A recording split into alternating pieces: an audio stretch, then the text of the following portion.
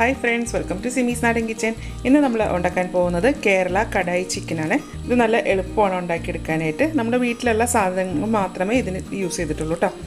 അപ്പോൾ ഇത് എങ്ങനെയാണ് ഉണ്ടാക്കുന്നത് നോക്കാം. ഒരു ചീനച്ചട്ടി ചൂടാക്കിയതിന് ശേഷം ഇതിലേക്ക് ഒരു 4 ടേബിൾ സ്പൂൺ വെളിച്ചെണ്ണ ഒഴിക്കാം. അപ്പോൾ ഇതിന് കുറച്ചധികം വെളിച്ചെണ്ണ വേണം ട്ടോ. എണ്ണ ചൂടായ ശേഷം 1/4 ടീസ്പൂൺ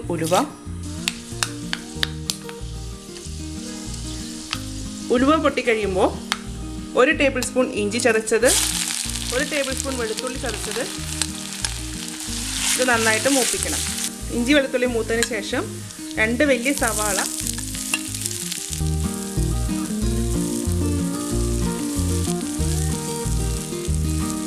സവാള നന്നായിട്ട് വഴന്നിട്ടുണ്ട് കേട്ടോ. ഒരു ബ്രൗൺ നിറമായിട്ടുണ്ട്. 2 വലിയ തക്കാളി ചേർക്കാം. തക്കാളി ചേർത്തതിന് ശേഷം ഇത് അടച്ചു വെച്ചിട്ട് വേവിക്കാം. തക്കാളി എണ്ണയിൽ കിടന്ന് നന്നായിട്ട് വെന്തിട്ടുണ്ട് കേട്ടോ. ഇനി ഇത് നന്നായിട്ടൊന്ന് ഉടച്ചു കൊടുക്കണം. ഈ കറി ഉണ്ടാക്കാനായിട്ട് സവാളയും തക്കാളിയും കുറച്ചധികം വേണം. അപ്പോൾ ഇതാ നമ്മുടെ തക്കാളി ഒന്ന് നന്നായിട്ട് വഴന്നിട്ടുണ്ട് കേട്ടോ. ഇനി ഇതിലേക്ക് നമുക്ക് മസാലപ്പൊടികളെല്ലാം ചേർക്കാം. 1/2 ടീസ്പൂൺ മഞ്ഞൾപ്പൊടി, 2 ടേബിൾ സ്പൂൺ മല്ലിപ്പൊടി, 1/2 ടേബിൾ സ്പൂൺ മുളക് പൊടി, 1/2 ടേബിൾ സ്പൂൺ കാശ്മീരി മുളക് പൊടി, 1 ടീസ്പൂൺ കുരുമുളക് പൊടി, 1/4 ടീസ്പൂൺ ഗരം മസാല പൗഡർ. ഇപ്പോൾ കുറച്ച് ഗരം മസാല ചേർത്തുള്ളൂ. പിന്നെ നമ്മൾ ലാസ്റ്റ് ചേർക്കും കേട്ടോ. അപ്പോൾ ആദ്യമേ ഗരം മസാല ചേർത്ത് കഴിഞ്ഞാൽ ഇതിങ്ങനെ ചൂടാകും തോറും ആ മസാലയുടെ ഫ്ലേവറൊക്കെ ഒന്ന് കുറയും. അപ്പോൾ നമ്മൾ ലാസ്റ്റ് ഇടുമ്പോഴാണ് അതിന് നല്ലൊരു ടേസ്റ്റ് കിട്ടുന്നത് കേട്ടോ. ഇനി ഈ പൊടി എണ്ണയിൽ നന്നായിട്ടൊന്ന് മൂപ്പിച്ചെടുക്കണം. ഇത് കുറച്ച് കറിവേപ്പില. ചീനച്ചട്ടി യൂസ് ചെയ്യുന്നത് കൊണ്ട് നമ്മളിട്ടിരിക്കുന്ന പൊടികളൊക്കെ പെട്ടെന്ന് തന്നെ മൂക്കും കേട്ടോ. പൊടി മൂത്തിട്ട് ഇതിൽ നിന്ന് എണ്ണ തെളിഞ്ഞു തുടങ്ങിയിട്ടുണ്ട്. ഇതിലേക്ക് കഴുകി വെച്ചിരിക്കുന്ന ചിക്കൻ, ഇതൊരു 1/2 കിലോ ഉണ്ട്. ഉപ്പ് ആവശ്യത്തിന്. ഇത് എല്ലാം കൂടെ നന്നായിട്ടൊന്ന് യോജിപ്പിക്കണം. ഇതിങ്ങനെ യോജിപ്പിച്ചതിന് ശേഷം ഇനി ഇതിലേക്ക് വെള്ളമൊന്നും ഒഴിക്കണ്ട, അല്ലാതെ തന്നെ നമുക്കിത് അടച്ചു വെക്കാം.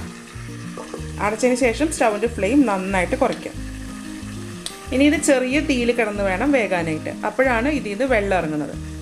ഇതിൻ്റെ അകത്ത് വെള്ളമൊന്നും ഒഴിച്ചിട്ടില്ല, അതായത് ഇതിൻ്റെ അകത്തുനിന്ന് വെള്ളം ഇറങ്ങിയിട്ടുണ്ട് കേട്ടോ. ഇത് ഇടയ്ക്കിടയ്ക്ക് ഒന്ന് ഇളക്കി കൊടുക്കണം. അതല്ലാന്നുണ്ടെങ്കിൽ ചിക്കൻ അടിയിൽ പിടിക്കും കേട്ടോ. ഇതിങ്ങനെ ഇളക്കി കൊടുക്കാം. ഇനി ഇത് വീണ്ടും അടച്ചു വെക്കാം. അപ്പോൾ ചിക്കൻ ഇപ്പോൾ വെന്തിട്ടുണ്ട് കേട്ടോ. ഞാനിതിലേക്ക് വെള്ളമൊന്നും ഒഴിച്ചിട്ടില്ല. ഈ ചിക്കനിൽ നിന്ന് ഇറങ്ങിയ വെള്ളമാണ് കേട്ടോ. ഈ കറിയും ഇതുപോലെ ഇങ്ങനെ പെരണ്ട ഒരു പരുവത്തിലാണ്. ഇതിലേക്ക് കുറച്ച് ക്യാപ്സിക്കം ചേർക്കാം. അതൊന്ന് യോജിപ്പിച്ച് കൊടുക്കാം. കുറച്ച് കറിവേപ്പില, 1 ടീസ്പൂൺ നെയ്യ്, 1 table spoon tomato ketchup, 1/2 teaspoon garam masala powder, 1/2 teaspoon പെരിഞ്ജീരകം പൊടിച്ചത്. ഇനി ഇത് എല്ലാം കൂടെ നന്നായിട്ടൊന്ന് യോജിപ്പിക്കാം കേട്ടോ. നമുക്ക് സ്റ്റൗ ഓഫ് ചെയ്യാം. ഓഫ് ചെയ്യുന്നതിന് മുന്നേ കുറച്ച് ഇഞ്ചി നീളത്തിലരിഞ്ഞത്, കുറച്ച് മല്ലിയില ഇങ്ങനെ പിച്ചിക്കീറിയത്. ഇനി സ്റ്റൗ ഓഫ് ചെയ്യാം. ഇപ്പോൾ ഇതാ ഞാൻ കറി ഒരു പ്ലേറ്റിലേക്ക് മാറ്റിയിട്ടുണ്ട് കേട്ടോ. നോർത്ത് ഇന്ത്യൻ സ്റ്റൈലിൽ കടായി ചിക്കനും കടായി മട്ടനും ചെയ്തിട്ടുണ്ട് കേട്ടോ. അപ്പോൾ അതിൻ്റെയൊക്കെ ലിങ്ക് ഡിസ്ക്രിപ്ഷൻ ബോക്സിൽ ഇട്ടേക്കാം കേട്ടോ. അപ്പോൾ ഇത് നല്ല ടേസ്റ്റ് ആയിട്ടുള്ള ഒരു കറിയാണ്. ഇത് നമുക്ക് നെയ്ച്ചോറിൻ്റെ കൂടെയും ചപ്പാത്തിയുടെ കൂടെയും പുട്ടിൻ്റെ കൂടെയൊക്കെ കഴിക്കാനായിട്ട് നല്ല അടിപൊളി കറിയാട്ടോ.